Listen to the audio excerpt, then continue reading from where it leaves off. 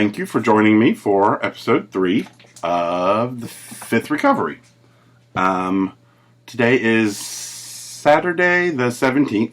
My goal was to record one of these a week and have it posted on Monday. The last one I screwed up the uploading, and it ended up posting that same day. So I'm going to go ahead and just do a new one and hopefully get it posted properly for Monday.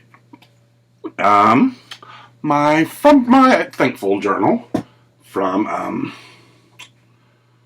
December 8th, 2001. I am thankful for yummy food, good music, cute boys, my inflatable Christmas tree, electricity. No denying any of that. I used to have a Christmas, I guess I still have an inflatable Christmas tree. I just don't put it up anymore because I have cats.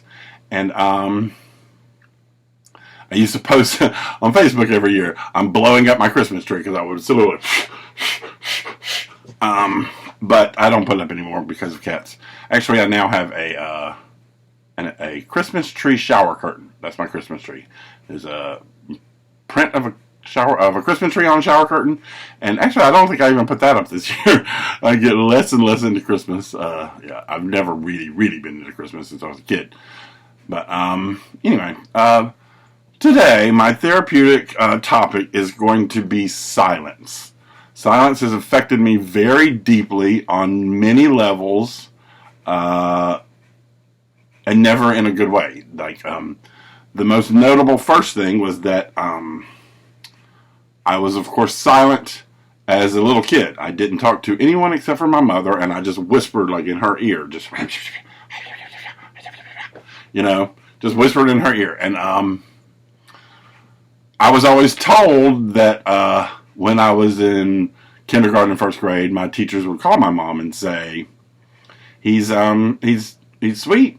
He does whatever I say, but he doesn't talk to me. He doesn't talk to anybody. So that was the first time I was silent. And it surprises me that I was still a sissy. I said in my stand-up a few times that it surprised me that without saying a word, I still became the sissy of the class. All the other ways that there's the part where my grandmother stopped talking to my mother, and that whole side of our family stopped speaking to my little family. My mother, father, and 2 sisters stopped speaking to all the aunts and cousins and grandparents on that side, and that was never discussed within my family. I try to think back. I've done it a few times. I try to think back, and surely at some point we were like, are we going to Other Mama's house? That was my grandmother's, on my mother's side. She didn't want to be called Grandma. My oldest sister, the oldest of the cousins, called her Other Mama at some point, and that stuck. So she was always known as Other Mama. And we stopped going to Other Mamas around 10 years old. Disputed reasons.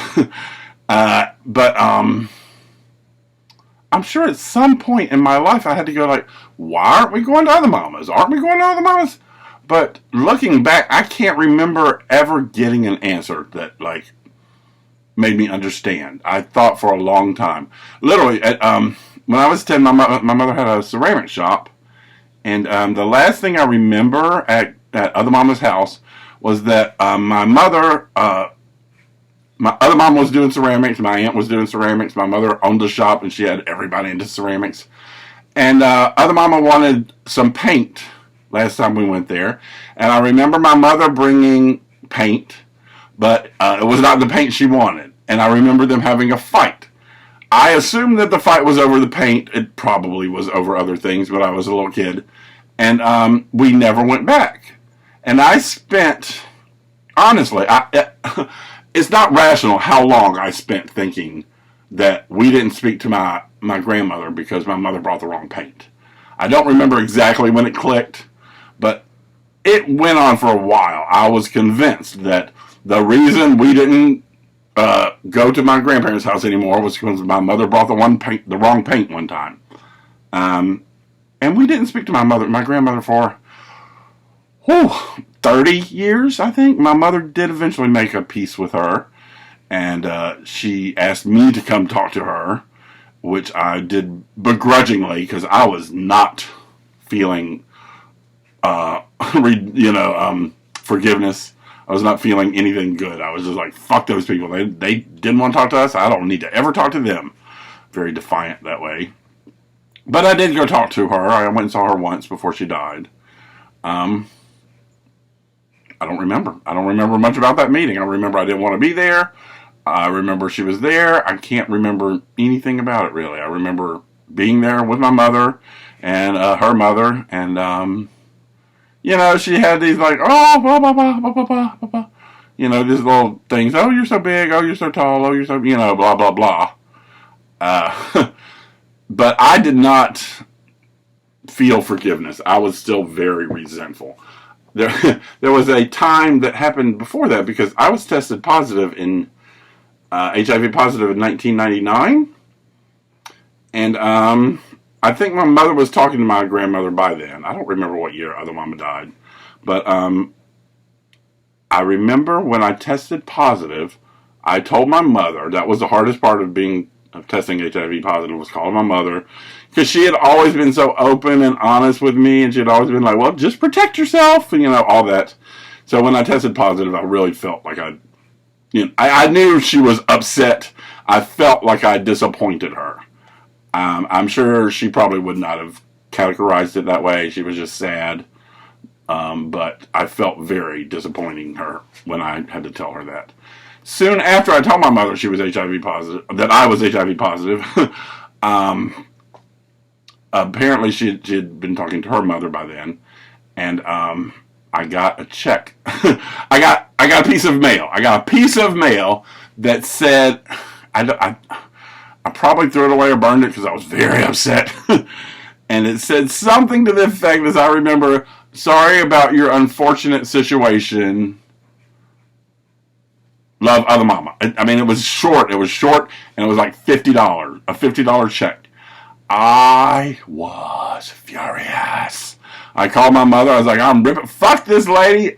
My mother did talk me into at least cashing the check. Like, take the money at least. Like, if you're mad, take the money. But I was like, I don't want that lady's money. I don't want anything from her. Yeah. After 30 years of not talking to your grandchild, to send them, because you find out they're HIV positive, you send them one letter that says, sorry about your unfortunate circumstances. Here's $50. Oh, I still get a little thinking about it. Excuse me.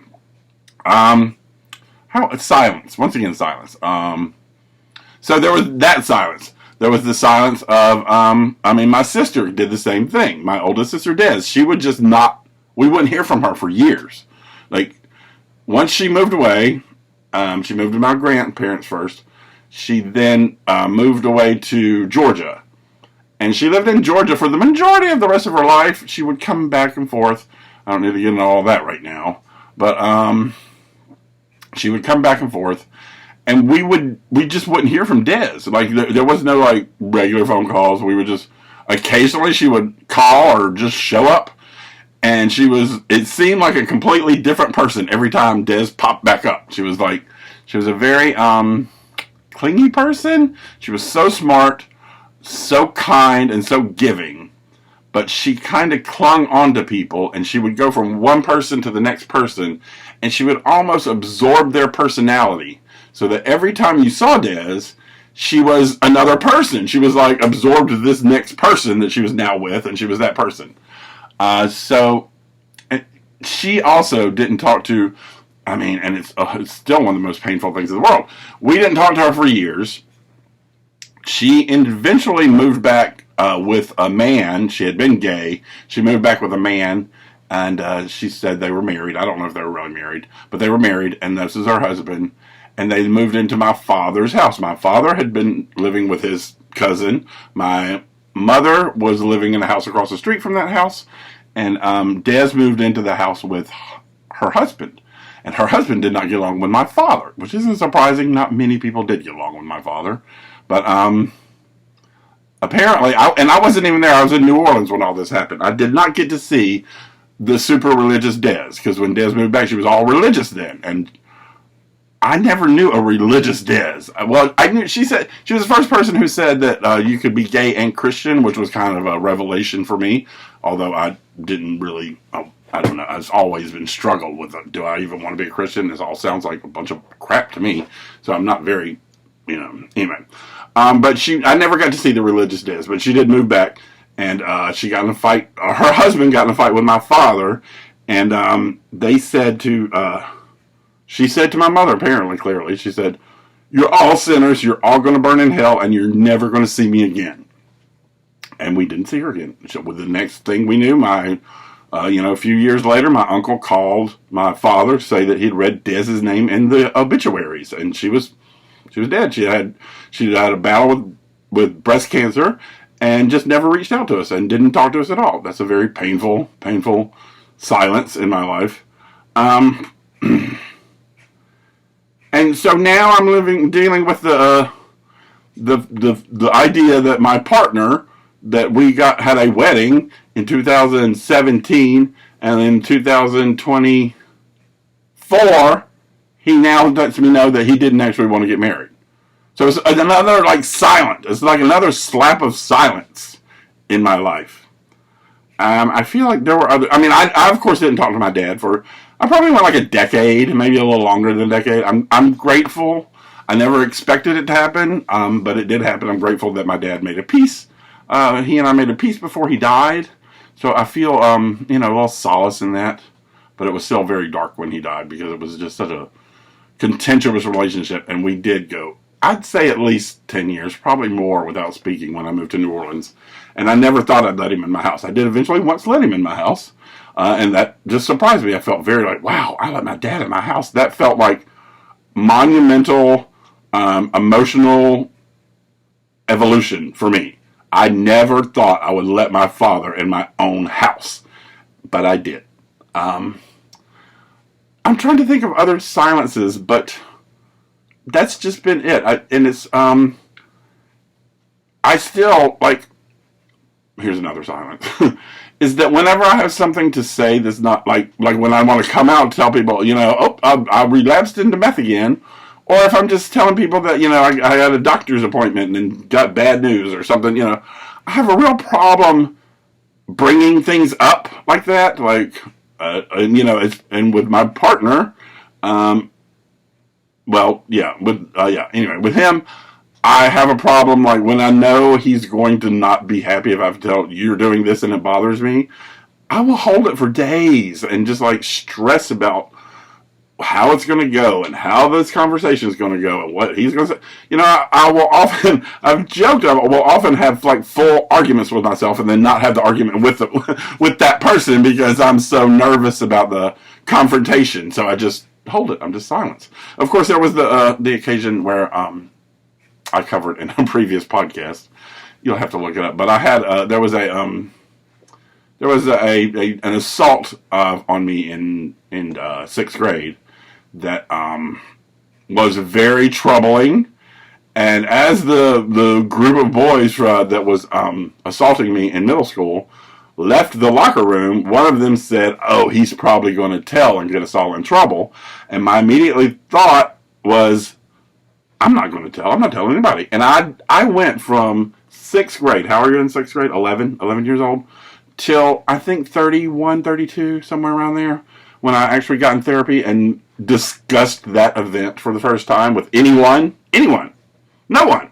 I went from 11 years old to 31 after being assaulted by a group of boys in the locker room in 6th grade and never told anyone.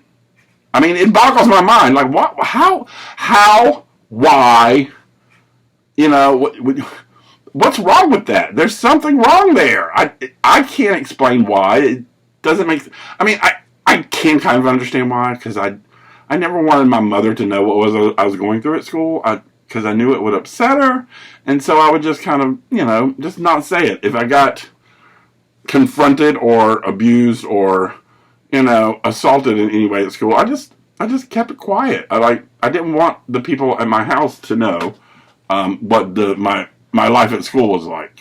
It disturbed me. And yeah, it was like two different lives. It was like I'd go to school. It was this miserable, miserable experience. People abused me. They called me names. I had very few friends. I mean, it's hard for me to even remember any friends. I say I have no friends, but I'm sure I had some people. I did have some people that I kind of communicated with. Oh, that's it. Okay. Well, that's it for now. So, thank you for tuning in. I'm Jay Tombstone. Change is good. Transition is hard. When life feels at its most challenging is exactly when you should stop and say thank you.